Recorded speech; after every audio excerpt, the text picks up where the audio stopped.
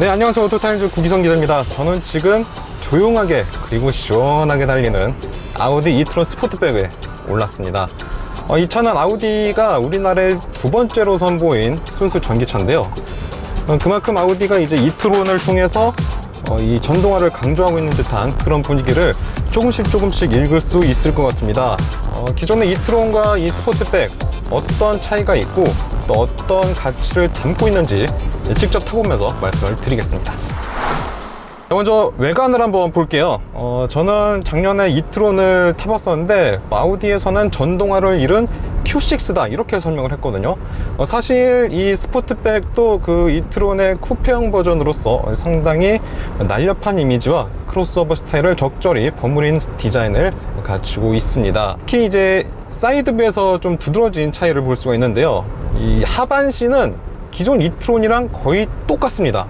근데 이 상반신을 보면은 이 쿠페형 실루엣이 그대로 보여지면서 A5 같은 차를 약간 이렇게 얹어 놓은 듯한 그런 느낌을 받을 수가 있습니다. 프론트뷰는 이 아우디의 최신 디자인을 반영을 한 정체성을 담고 있고요. 이 팔각형 그릴이 이 전기차임에도 그대로 들어가 있습니다. 이 중간에는 또 구멍이 뚫려 가지고 이 모터 냉각을 돕는 그런 역할을 하고요.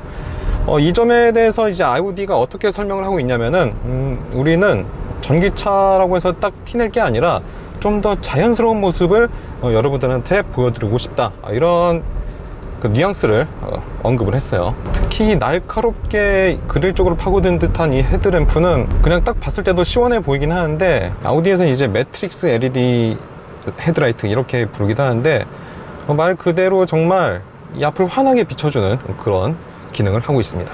이 측면부는 이트론의 특징을 가장 잘 보여주는 부분이라고 할 수가 있어요. 일단 그릴을 거의 그대로 놔뒀기 때문에 내연기관과 전면부에선 큰 차이를 보이진 않지만, 측면은 이제 어드밴스드 라인이라 불리는 이 장치를 갖추고 있거든요. 어드밴스드 라인이 뭐냐면 이 전기차니까 이제 차체 하부에 배터리를 쫙 깔아 놓겠죠.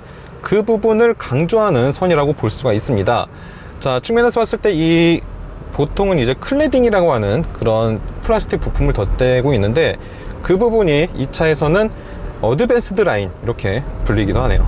또 사이드뷰에서 가장 두드러지는 부분이 바로 이 쿠페형 실루엣인데요. 그만큼 이 뒷자리 헤드룸이 좀 모자라지 않을까 싶은데, 이따 실내 부분에서 다시 한번 말씀을 드리겠지만 키가 177인 제가 앉아도 여유가 상당합니다. 이트론의 또 하나 두드러지는 부분, 바로 이 미러캠 사이드 미러라고 할 수 있는데요.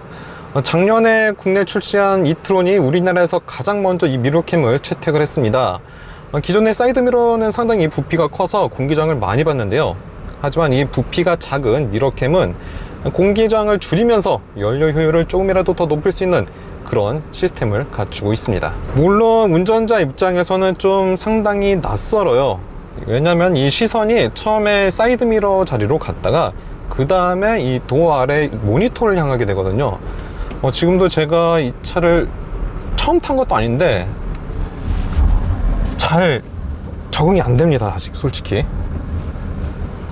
그리고 거울 같은 경우는 이렇게 사람이 움직이면은 이게 좀 시야가 바뀌잖아요. 근데 이 미러캠 같은 경우는 그대로여가지고 뭐랄까요, 좀 많이 적응이 필요합니다. 특히 주차할 때는 이 어라운드 뷰가 꼭 필요해요. 근데 미러캠 사이드 미러가 상당히 아쉬운 게 폴딩이 수동입니다. 그래서 이거를 이제 아우디에 물어봤어요. 왜 1억이 넘는 차인데 접는 게 수동이냐 물어봤더니 일반 사이드 미러보다 이 전체 폭이 15cm가 더 좁다고 합니다. 그래서 그만큼 이제 안 접어도 되니까 일단 수동으로 남겨놨다고 하네요. 충전구는 프론트 팬더 쪽에 마련을 해뒀는데요. 일단 DC 콤보를 채택을 했고요. 150kW의 급속 충전을 지원한다고 합니다. 네, 후면부는 그 쿠페형 스타일의 어떤 역동성을 조금이나마 엿볼 수 있는 부분들이 있습니다. 특히 이제 해치 도어가 상당히 많이 누웠기 때문에 그만큼 이 뒷유리 면적이 상당히 넓어졌거든요. 그 부분에 있어서 어떤 이 차가 보여줄 수 있는 그런 다이내믹함을 시각적으로도 충분히 느낄 수가 있습니다. 이트론 스포트백의 이 실내는 이트론과 거의 흡사합니다. 흡사하다기보단 똑같죠. 일단 대시보드 구성이 똑같고요. 이 시트 배치나 어떤 그 트림 구성도 거의 일치한다고 보시면 됩니다. 버추얼 사이드 미러도 제자리에 있고요. 근데 진짜 이게 도어 패널 아래쪽에 붙다 보니까 좀 약간 시야가 어색해요. 좀 적응할 시간이 필요하다 이렇게 보시면 되겠고, 또 이트론 같은 경우는 이제 이 우드 그레인을 상당히 좀 그레이 톤으로 잘 써서 저희가 제 취향에는 좀 맞습니다. 그러니까 우드 그레인을 썼는데도 상당히 좀 올드한 느낌보다는 뭐랄까요, 힙하다고 하기엔 좀 그렇고 무난한 정도, 그렇게 보실 수가 있을 것 같아요. 그리고 요즘 차답게 이 센터필 시야를 비롯한 많은 부분에 이 모니터를 이렇게 곳곳에 심어 놨습니다. 지금 이 운전석에서만 봤을 때도 이 계기판도 모니터고요, 일단 양옆에 사이드미러도 모니터화 시켰죠. 그리고 인포테인먼트 시스템을 탑재한 이 메인 모니터도 기본적으로 모니터가 됐고, 공조 시스템을 제어하는 이 패널도 모니터화해서 정말 이 뭔가 조작감은 좀 덜한데 일단 시각적으로는 잘 전달을 해주고 있습니다. 모니터가 많으니까 지금 타고 있는 차보다 약간 한 발짝 더 미래에 나가 있는 그런 차를 탄다, 이렇게 또 분위기가 읽혀요. 제가 이트론을 타면서 좀 마음에 들었던 부분이 바로 이 기어 레버인데요. 이게 그러니까 뭔가 그 비행기, 그 보잉 이런 큰 여객기들의 스로틀을 약간 만지는 듯한 그런 느낌이거든요. 그래서 이제 밀었다 당겼다로 이제 전진 후진을 제어하는 그런 시스템인데 그립감도 좋고 참 만족스럽습니다. 저는 요즘 버튼식도 좋고 뭐 다이얼식도 좋지만 이게 가장 마음에 들어요, 사실. 전폭이 1.9m가 넘다 보니까 이 시야 자체도 상당히 넓어 보이고요, 이 실내 폭 자체도 꽤 넓어요, 옆으로. 그래서 뭔가 이렇게 손을 뻗을 때 좀 멀리 뻗어야 되는 그런 감도 없지 않아 있어요, 사실. 자, 그리고 뒷자리, 이트론 스포츠백에 있어서 어떤 좀 단점으로 작용할 수가 있는 부분이 확실히 있습니다. 일단 쿠페형 스타일을 채택을 했기 때문에 헤드룸이 태생적으로 좁을 수밖에 없어요. 하지만 이 스포츠백은 이트론이잖아요. 크로스오버 스타일을 이미 갖추고 있기 때문에 그만큼 어느 정도의 공간이 이미 확보가 돼 있고, 루프가 조금 낮아지더라도 그 낮아지는 폭이 다른 차들에 비해서 낮다. 그래서 이 헤드룸이 어느 정도 다른 차에 비해 여유가 있다, 이렇게 느낄 수가 있습니다. 실제 제가 아까 뒷자리에도 앉아봤는데 주먹이 하나 더 들어갈 정도로 공간이 여유가 있고요. 그리고 전기차다 보니까 아무리 쿼트로 시스템을 채택을 하더라도 이 바닥이 평평할 수밖에 없어요. 왜냐면은 이 앞뒤로 향하는 프로펠러 샤프트가 없기 때문에 이 센터 터널 자체가 없거든요. 그만큼 이 바닥을 평평하게 처리를 할 수가 있고, 그런 이점도 이 이트론 그리고 이트론 스포츠백에 그대로 담고 있다, 이렇게 보시면 되겠습니다. 또 이 4대 2대 4로 접을 수 있는 그런 시트를 갖추고 있어서 이 공간 활용도 면에서도 상당히 이점이 있습니다. 그리고 요즘 차박 많이 하시잖아요. 제가 아까 또 직접 이 뒤에 시트를 다 접어버리고 누워봤는데 180cm까지 어느 정도 커버가 될 것 같아요.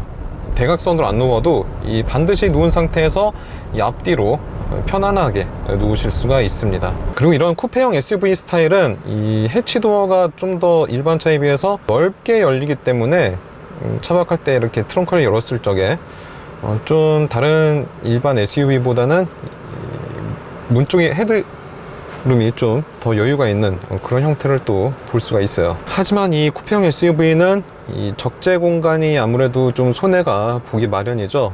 이 차 같은 경우도 일반 이트론에 비해서 한 45리터 정도가 빠졌습니다. 이 45리터면은 일반적인 소형차의 어떤 연료 탱크 정도 크기거든요. 그런데 보통 이제 짐을 실 때 이제 매트 위쪽에 이제 C필러 아래쪽 부분까지 이제 싣게 되는데, 뭐 엄청 많이 실을 때 아니고서야 그렇게 큰 차이는 보이지 않아요. 뭐 요즘 또 루프백이 잘 나오기 때문에 이런 한계는 어떻게든 분명히 커버할 수가 있습니다.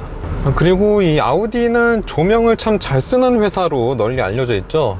이 이트론 스포츠백 역시 조명이 상당히 화려하게 들어가 있습니다. 특히 이 실내를 환하게 비추는 앰비언트 라이트는 대낮에도 상당히 그 밝은 모습을 볼 수가 있는데요. 저는 아까 이 지하도 살짝 지날 때도 깜짝 놀랐어요. 이게 진짜 너무 밝게 비춰져서. 예, 지금 이렇게 네, 아주 선명하게 빨간 선을 보여주고 있습니다. 그리고 이 12.3인치 디지털 계기판, 그리고 이 MMI 내비게이션 플러스 같은 경우는 좀 직관적이에요. 누를 때마다 진동까지는 아니고 약간 조작되는 듯한 그런 딸깍딸깍하는 그런 햅틱이라고 해야 되나요? 이런 부분을 좀 보여주는데, 물론 일반 터치에 비해서 좀 많이 깊게 눌러야 돼요. 그런데도 네,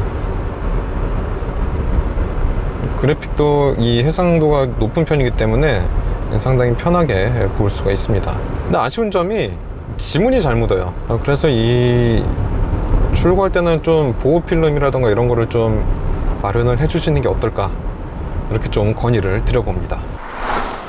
자, 아우디가 국내에 선보이고 있는 전기차 이트론의 동력계는 크게 두 가지로 나뉩니다.